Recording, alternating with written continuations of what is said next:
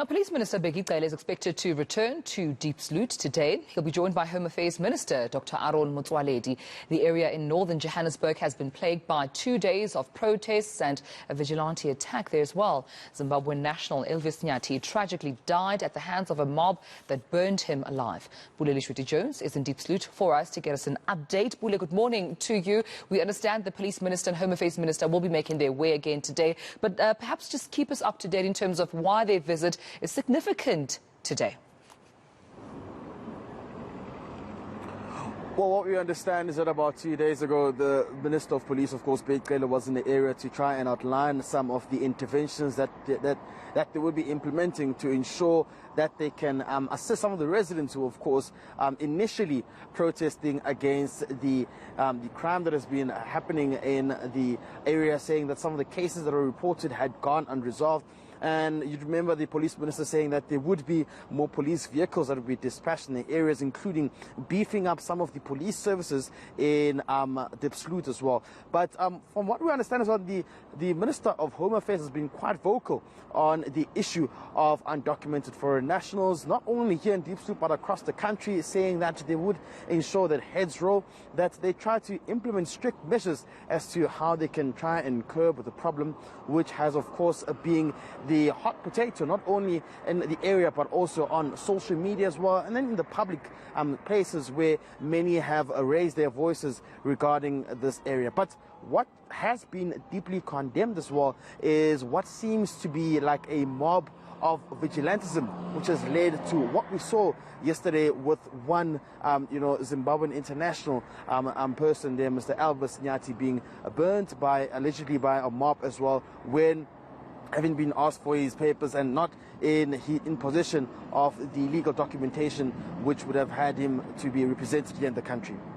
Well, with that being said, I mean, we also know that there have been, reports coming in about how, the crime in Diepsloot, particularly those 7 South Africans, Pule, that were also killed this past weekend, sends shockwaves through, of course, the township. That's the reason why we also hear, because of not only the lack of police visibility, but also the rampant crime within the area. What are community members saying about these interventions? Are they satisfied with seeing more police? Do they think more can still be done by members of the SAPS or even the police minister, including Home Affairs Minister? What's been the response from community members, do you gather?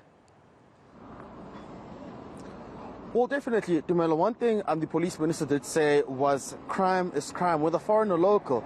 But most importantly, community members want to ensure that there's swift intervention in terms of how this problem can be resolved. And, while we cannot turn a blind eye as to what also aggravated some of these protests, the reason of 7 family members being killed in the area, the police minister has called for calm, saying that the interventions will be tight and that they will ensure that they can be, that process of having law in this area. But most importantly, again, are the operations that took place yesterday, according to media reports suggesting that about 50 undocumented foreign nationals had been arrested. I had been here about 2 days ago into midnight, where we actually saw for ourselves where police had been patrolling and ensuring that the operation embarks on the process of arresting those who are undocumented, who are residing in the area. But I'm just going to ask my colleague Linga here to show me what are some of the things we saw upon arriving here at Kumelo. This is the aftermath of some of the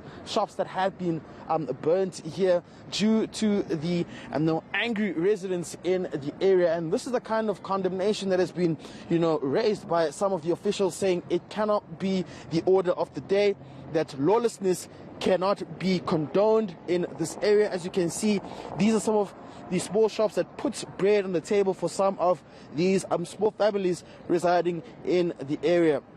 For now, Diepsloot remains, calm, but the police will have to now set a strong precedent when arriving in the area to ensure that they can have accountability, to ensure that those who are behind the killing of Elvis Nyati are apprehended and brought to book, to ensure that also those who are behind the killing of the 7 family members in this community are also held to book and brought to account. Absolutely. Well, of course, we appreciate this update, Pule Letshwiti-Jones. As soon as there are other developments, we'll be sure to catch up with you again right here on eNCA.